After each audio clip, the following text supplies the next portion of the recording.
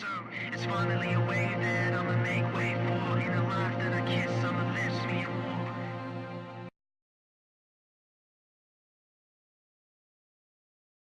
What up? James Aspey from 365 Voiceless. Voiceless 365. Voiceless 365, the other way round. A couple of questions I have for you, my brother. Yeah, man. How long do you think that the vegan revolution will take place and reach a critical point where people will have to take it seriously, like any other ism that we take seriously today, like racism, for example? Yeah, I mean, I think people are already starting to take it seriously. Every vegan definitely takes it seriously, and these are all people who didn't take it seriously before. So it just shows that anybody can change. Hunters go vegan, cattle farmers go vegan. I went vegan, I didn't care about animals. Everyone here gone vegan. People are starting to take it seriously now. I don't know about this critical mass thing. I just know that it is changing. The world's changing. People are realizing how unnecessary it is to exploit and kill animals for foods and products we absolutely do not need. And when we realize that, that's when we go vegan. To stop hurting them, to live in alignment with our values of kindness and peace and justice and respect. And I mean, that's happening now. So I just hope everyone jumps on board sooner rather than later. From what I understand, you went from complete apathy to being a full-blown activist. So I'm curious, how exactly did that transition take place from you seeing footage of animals being slaughtered and then now, and not caring about it initially, and now caring so much that you want to be the voice for them? I did see footage of them being slaughtered once in a documentary called Food Inc. And at that time when I saw that, I didn't actually understand that animals could even care about their own life. So why would I care about their life, I thought, if they don't even care about theirs? And then as I learned more about what's happening to animals, I went vegetarian first for health benefits. And I learned that there are so many health benefits and there's no necessity in consuming animal products. In fact, we're reducing our chances of heart disease and cancer and diabetes and obesity and osteoporosis, and there's so many benefits from not consuming animal products. So that led me to the question, well, if we don't need to kill and eat animals to survive and thrive, then what are we doing this for? And I realized that the best reasons we got are taste and tradition and habit. And they are not good enough reasons for me to continue contributing to so much violence and cruelty and unnecessary killing of animals. Even though I didn't really care about animals before, I don't hate animals, and I didn't want to just kill them and pay people to kill them for me if I didn't have to, because I always believed we had to consume animal products. So when I learned we didn't need to do that, I wanted to live in consistency with the person I strive to be, which is a kind, peaceful, respectful person.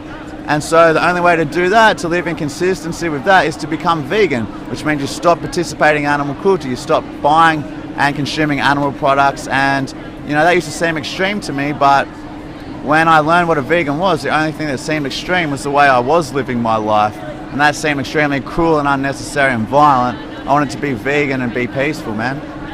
Would you say it was more about justice than it was about compassion? 100%, way more about justice, because I had some compassion for animals, but still back then I didn't really understand what they were, so I still didn't feel a lot for them. I didn't understand there was a someone inside there. I just kind of still a little bit thought that they were something.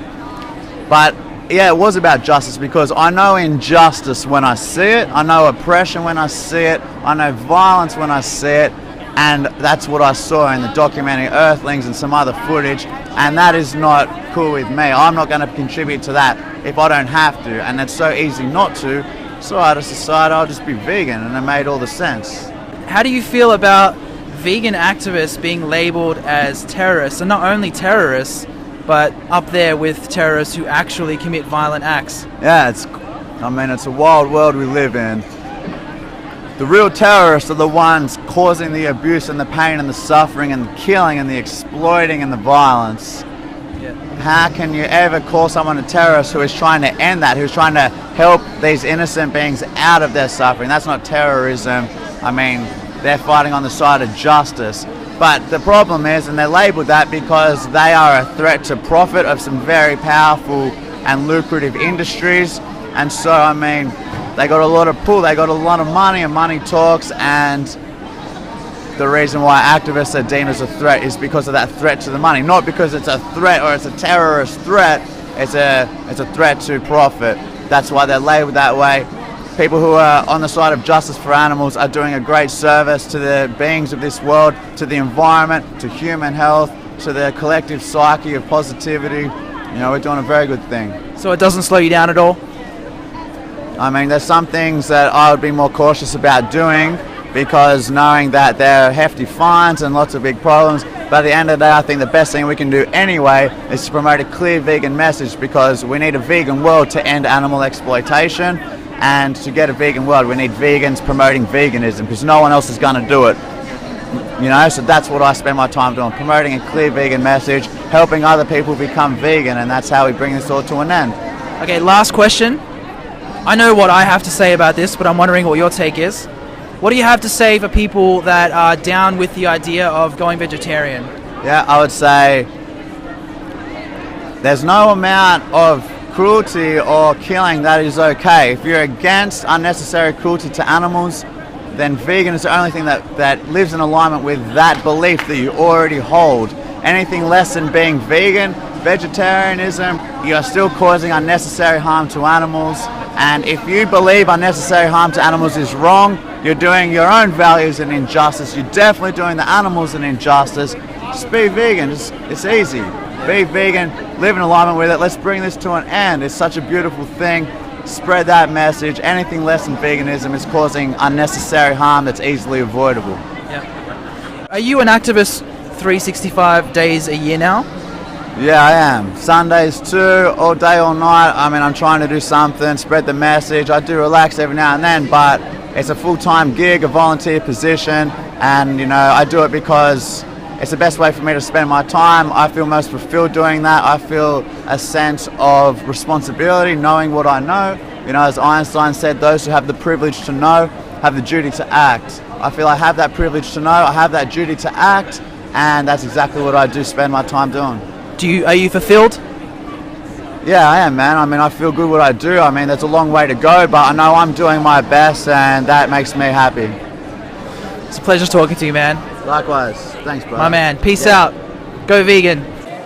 Tough one. I'm going to be the devil's advocate and say I don't think we're going to reach that point. I think we're going to eliminate each other before we get to that level. That's maybe my cynicism there. But yeah, I'll say that because I don't think anyone else is going to say it. But my belief is humans, we won't save each other. We'll just fuck each other up until there's no one left.